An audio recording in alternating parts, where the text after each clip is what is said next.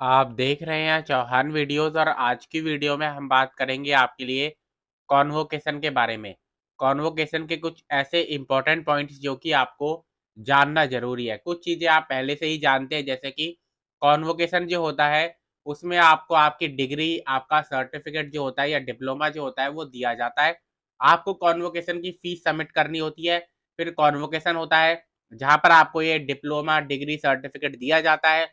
आपके पास ये ऑप्शन भी होता है कि आप चाहे तो कॉन्वोकेशन अटेंड ना करने के बजाय कॉन्वोकेशन के बाद आपकी डिग्री सर्टिफिकेट आपके घर में इग्नू की तरफ से बाय पोस्ट सेंड करवा दिया जाता है।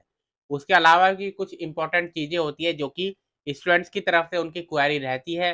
तो आज की जो हमारी वीडियो है वो इसी के ऊपर बात करेंगे और साथ में कॉन्वोकेशन के एक ऑफलाइन फॉर्म के बारे में भी बात करेंगे। अभी तक आपने जो जानकारी आपके पास होगी वो ऑनलाइन कॉन्वोकेशन का जो लिंक है इग्नू की वेबसाइट पर जो अवेलेबल है उसी के बारे में जानते होंगे, लेकिन ऑफलाइन फॉर्म का भी एक लिंक होता है, तो उसके बारे में भी बात करें। तो इसलिए आप इस वीडियो को पूरा ज़रूर देखें और अंत तक देखें। अगर आपने अभी तक मेरे चैनल को सब्सक्राइब नहीं किया है, तो आप चैनल को सब्सक्राइब ज़रूर कीजिए। तो अब सीधा वीडियो की शुरुआत करते हैं। सबसे पहले सबसे इम्पोर्टेंट पॉइंट ये है कि जिस ईयर के स्टूडेंट के लिए वो कॉन्वोकेशन का फॉर्म होता है, सिर्फ वही उसका कॉन्वोकेशन का फॉर्म को फिल कर सकता है। यानी कि अगर 37th कॉन्वोकेशन का फॉर्म रिलीज किया गया है इग्नू की तरफ से, तो सिर्फ 37th कॉन्वोकेशन के लिए जो एलिजिबल स्टूडेंट है सिर्फ वही उस फॉर्म को भर सकते हैं। यानी कि जून 2023 के और दिसंबर 2022 में अपना कोर्स को कंप्लीट करने वाले स्टूडेंट ही उस फॉर्म को भर सकते हैं। यहाँ पर एक चीज़ मैं बता दूं कि आपकी जो फाइनल मार्कशीट होती है वो पहले ही आपको दे दी जाती है। यानी कि जब आपका ग्रेड कार्ड कंप्लीट होगा उसके 1 मंथ के अंदर आपकी फाइनल मार्कशीट और आपका प्रोविजनल सर्टिफिकेट आपको दे दिया जाता है इग्नू की तरफ से। उसके बाद जो आपकी फाइनल की डिग्री होती है और आपका जो डिप्लोमा होता है वो आपको दिया जाता है कॉन्वोकेशन में। ठीक, उसके बाद काफ़ी सारे स्टूडेंट ऐसे भी होते हैं जिनको 37th कॉन्वोकेशन के बजाय 36th कॉन्वोकेशन के स्टूडेंट है, 35th कॉन्वोकेशन के स्टूडेंट है, 34th कॉन्वोकेशन के स्टूडेंट है, यानी कि पहले वाले स्टूडेंट है। तो उनके लिए जो होता है एक कॉन्वोकेशन का फॉर्म भी होता है जो कि उनको ऑफलाइन भरना पड़ता है। यहाँ पर एक चीज़ मैं बता दूँ कि कुछ स्टूडेंट जब भी इस पॉइंट को मैं आपको समझाता हूँ तो उसमें कुछ उनको कन्फ्यूज़न हो जाती है। यहाँ पर इसका मतलब ये नहीं है कि अगर आपका जो एक थर्ड ईयर के एग्ज़ाम थे या फाइनल ईयर के एग्ज़ाम थे आपके, अगर मान लीजिए जून 2022 में होने थे, आपने जून 2022 में वो एग्ज़ाम नहीं दिए, उसके बाद फिर आपने जून 2023 में अपना कोर्स कंप्लीट किया, तो आप 37th कॉन्वोकेशन को ही फिल करेंगे। इसका मतलब ये नहीं है कि आपके फाइनल ईयर के एग्ज़ाम जून 2022 में होने वाले थे तो आप 36 कॉन्वोकेशन के स्टूडेंट हो गए, नहीं।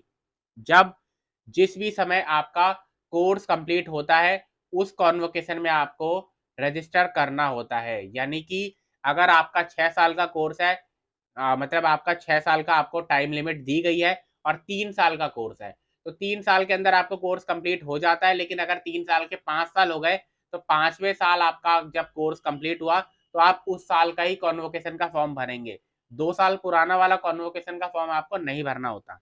अब बात करते हैं हम उस ऑफलाइन फॉर्म के बारे में। स्टूडेंट्स को कुछ इस तरीके का फॉर्म, कॉन्वोकेशन का फॉर्म जो है भरना होता है। ये इंग्लिश में भी अवेलेबल होता है, यानी कि हिंदी या इंग्लिश किसी में भी, जैसे में भी आपकी जानकारी है उस हिसाब से आप इसको भर सकते हैं। आप अगर अपने रीजनल सेंटर जाएंगे तो रीजनल सेंटर जाकर आपको ये फॉर्म को सबमिट करना होता है। आप वहां पर मांगेंगे तो वहां पर भी आपको मिल जाएगा। कुछ बेसिक डिटेल्स है बस इसमें आपको भरनी होती है जो कि आप आसानी से जानते हैं। उसके लिए आपको किसी तरीके की हेल्प की ज़रूरत नहीं है। जैसे कि आपका नाम क्या है, सही-सही अक्षरों में लिख देना। उसके बाद अपना एनरोलमेंट नंबर आपको लिखना है।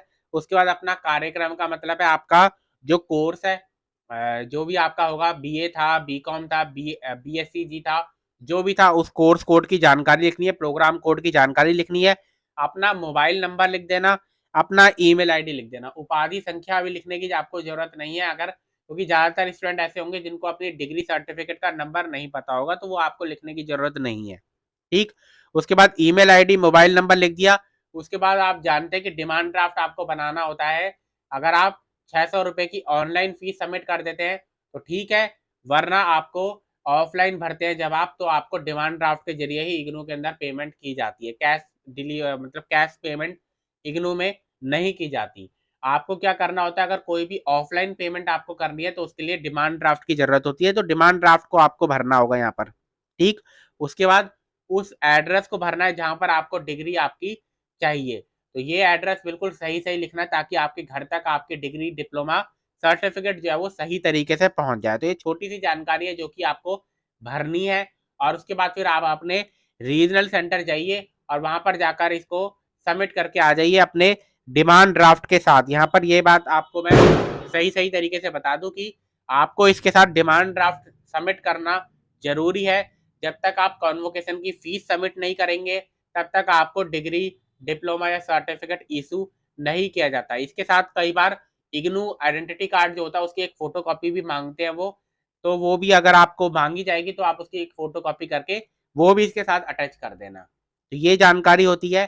आप इस तरीके से, अगर आपका 37 कॉन्वोकेशन का तो अभी ऑनलाइन लिंक अवेलेबल है, लेकिन इसके पहले अगर आपका कोर्स कंप्लीट हुआ था, मतलब कि मान लीजिए कि आपका कोर्स जून 2022 में कंप्लीट हुआ था, दिसंबर 2021 में कंप्लीट हुआ था या उससे पहले कंप्लीट हुआ था, तो आपको 36 कॉन्वोकेशन, 35 कॉन्वोकेशन या 34 कॉन्वोकेशन का अगर आपको डिग्री, डिप्लोमा, सर्टिफिकेट चाहिए तो आपको इस तरीके से एक फॉर्म भरना होगा और वो फिर आपको सबमिट कर देना है अपने जो डिमांड ड्राफ्ट है उसके साथ। और आपको जो आपकी डिग्री है, सर्टिफिकेट है, डिप्लोमा है, वो आपको आपके घर तक पहुंचा दिया जाएगा।